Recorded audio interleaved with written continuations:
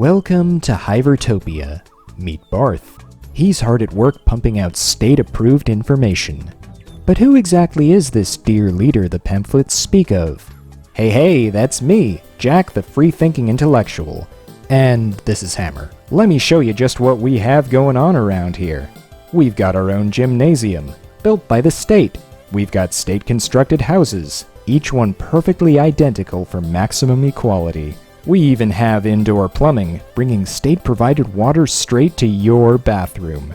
We have a state infirmary, a state penitentiary, a state hemp farm, for purely medical purposes, and fertilized using recycled materials. I love the state, and I'm so happy the state chose me to be its sole representative. Alright, I'll be real with you. We do have a couple things holding us back from achieving true perfection around here. First off, there's a shortage of motivated workers in the manual labor department since, as it turns out, working hard kinda sucks. Secondly, our military-industrial complex is looking a little barren because we don't have the tech manuals for the more advanced stuff. So it looks like it's time for us to venture out from our little slice of heaven and acquire that which would already be ours if it weren't for the iron boot of capitalism. The outside world was a cruel and barbarous place, and none of us were quite ready to survive in it. So, gathering our strongest fighters, we set out for that giant chemical dumping ground known as Gut. Here, we would hunt nature's freakiest children, not for meat or pelts or other petty rewards, but for their use as live training dummies. And thus, having concluded our safari and bagged our prey, we laid them in beds and began beating the snot out of them to improve our martial prowess.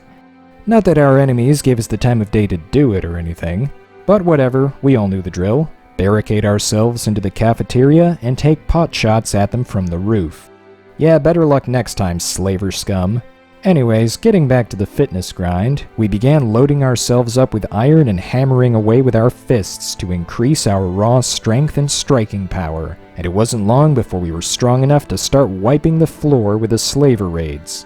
Well, I mean, it was mostly Hammer who was doing the floor wiping, but still.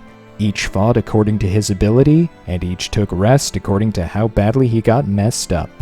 We were starting to do better in combat though, which is a trend I wanted to see continue. And so, after doing our part in saving the planet, we got back to ravaging the local ecosystem. This time we were there for the pelts, and we used them to craft leather stab vests to keep our vitals safe.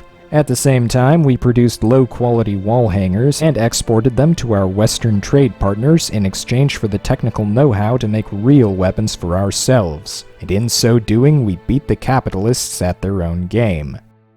Suckers. But unfortunately, their basic manuals could only get us so far, and so we decided to head out west to one of the few places that had not yet been ravaged by capitalists. Here on the ruinous plains of the old world would we do battle with machines built by long-dead billionaires. And remember, fellow intellectuals, it is both permissible and morally correct to vandalize the property of the rich.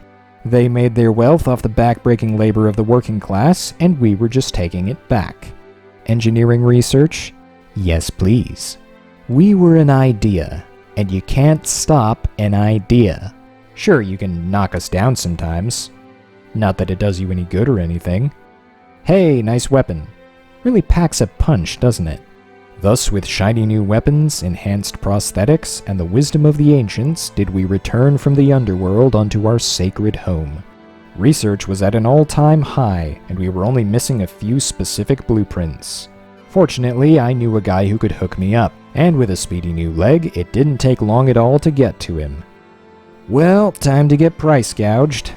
Totally worth it for this awesome sickle-shaped sword, though. Yes, my brothers, fan the fires of Warcraft. We had finally become a proper military, complete with color scheme. I chose red for its bold and assertive character. We had infantry to rush the enemy, light artillery to pester the enemy, specialists to guard our flanks, and officers to lead the troops to a great and glorious victory. It was time to engage in Diplomacy Plus with our neighbors as a first step towards securing our borders and keeping our people safe. First, we came upon a community of humble farmers who, as it turned out, didn't like us very much. And while our first instinct was to wipe them off the face of the earth, we discovered that their leader was a former Hive Prince like me, and a highly charismatic and intellectual one at that. Also like me. So we patched him up and then did our best to patch up relations with the whole community, as we were, after all, champions of the working class. Next, we marched to our northern border and spied what appeared to be a small hive. But fortunately, it turned out that these were just a bunch of queenless bandits who happened to live close to us. Didn't stop us from beating the crap out of them and taking a few prisoners, though. But again, we discovered that this group was also headed by a highly charismatic and intellectual Hive Prince. So we used our freshly captured meat to patch up relations and fill out our ranks. And realizing that these newcomers were a restless, bloodthirsty bunch who barely understood our ideology, I knew I needed something better to keep them in line. And that's when the idea dawned on me. Patriotism. We just needed to convince these barbarians that our country was the strongest and the best. So we tore down our old walls and built bigger ones. We built towers to watch our doorstep, turrets to guard our gate, and monuments to celebrate our achievements. It wasn't long before banners hung over every building, the new Hive manifesto was in every pocket, and my personal office oversaw our now great nation. All that was needed now was a successful military campaign to really hammer it all in for the numbskulls.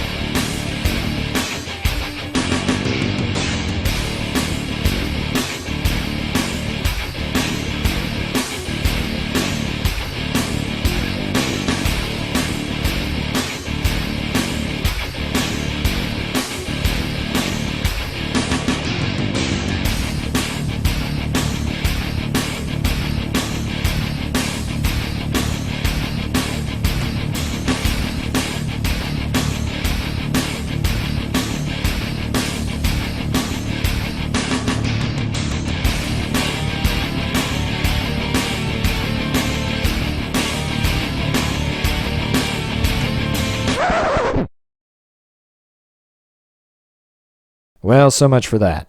On to the fog. We attempted to hit the first anarchist camp we came across with a surprise attack, but a squad of anarchist commandos hit us with a counter-surprise attack from behind. A clever trick, to be sure, but yeah, it really didn't matter in the end. Coming upon the city of Mongrel once again, we stopped in for some R&R, and while visiting the local bar I came across some rather disturbing information. It seemed a Hive Prince had risen up among the queenless hive and declared himself king. Well, if there's one thing that grinds my gears more than anarchy, it's monarchy. Also capitalism, but you already knew that. And as we charged forth in pursuit of this presumptuous charlatan, wave upon wave of stateless savages threw themselves upon us, but were no match for our superior intellect. Finally, coming upon their so-called capital, we found them totally unprepared to face a real army. And just like that, we cut through the once-and-present monarchists like a hot knife through butter. Spying their so-called king, I opted to cut off the head of the snake right then and there. Things didn't exactly work out. While he was definitely a moron when it came to military strategy, he was an awfully strong moron. Fortunately, my man Razor came to the rescue, and while he did receive a pretty savage bludgeoning, he could take it. It was all part of the plan, you see. He would tank hits while Hammer did the heavy hitting. Okay, so that didn't really work out either, but whatever. There were like 20 of us, so the strong idiot went down eventually. And with the dust beginning to settle, we knocked out the last guy and took him prisoner along with the rest of the survivors. And that, my fellow intellectuals, is what I like to call a successful raid.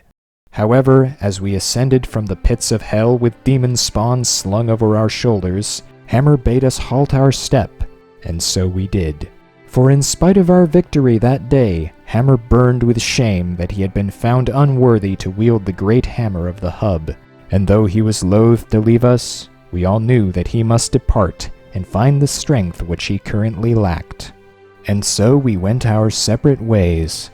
he to the wilderness for 40 days or more, however many were required, and we to the safety of our nest. There monumentals of the working class smiled down upon us and welcomed us home. Ah, to incarcerate political opponents and erect scaffolds upon which to execute them. Is this not the definition of catharsis? Now obviously their so-called king would be the first head to roll because, honestly, what the heck were you thinking declaring yourself king? Down with the monarchy! Off with his head! It was a grisly execution, but one which everyone needed to see lest they get any funny ideas. Anyways, after we took out the trash, the next monarchist on the food chain spoke up and made the case that he was of more use to us alive since he knew how to keep the other prisoners in line. So we set him up as taskmaster over his peers, whom we appointed to a life of perpetual forced labor. Now, to the uninformed observer, such a thing might be mistaken for slavery. But they're not slaves. They're political prisoners from a war that will probably end at some point, I guess. Anyways, this has certainly solved the manual labor problem, which means that the soldiers will have less to do and are getting restless and talking and thinking and... well, guess it might be time for another war, huh?